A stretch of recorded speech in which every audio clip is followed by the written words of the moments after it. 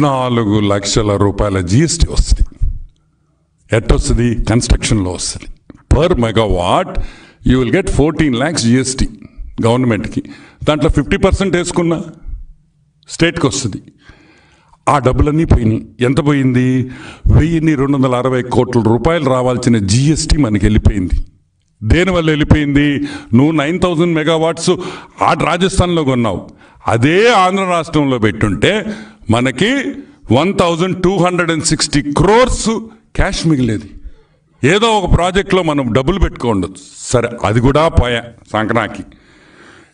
Ministry of renewable energy ప్రతి మెగావాట్కి 20 లక్షల రూపాయలు గ్రాంట్ ఇస్తారు. ఎంత ఇస్తారు? 20 lakh rupees గ్రాంట్. 1800 కోట్ల రూపాయల నష్టం మనకి.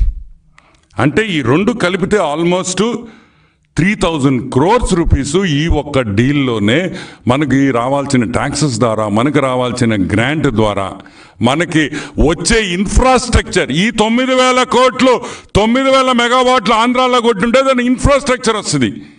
ఇక ఇండస్ట్రీ, అది ల్యాండ్ డెవలప్మెంట్ అవుద్ది, ట్యాక్సీలు వాడుకుంటారు, ఫుడ్, వాళ్ళక్కడ పనిచేసే వాళ్ళు, ఎంత రొటేషన్ అవుద్దో ఒక్కసారి ఆలోచించుకోమంట.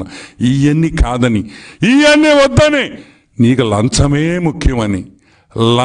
ముఖ్యమని చెప్పి ఈరోజు జగన్మోహన్ రెడ్డి లంచాలు తీసుకొని ఈరోజు United states of America court మెట్లు ఎక్కాడనే విషయం మీరందరూ గుర్తుపెట్టుకోవాలని కూడా నేను మనవి చేస్తా ఉన్నా.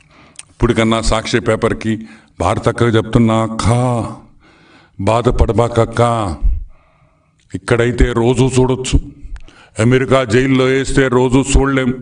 నీకు మంచి అవకాశం కూడా ఇప్పిస్తాం.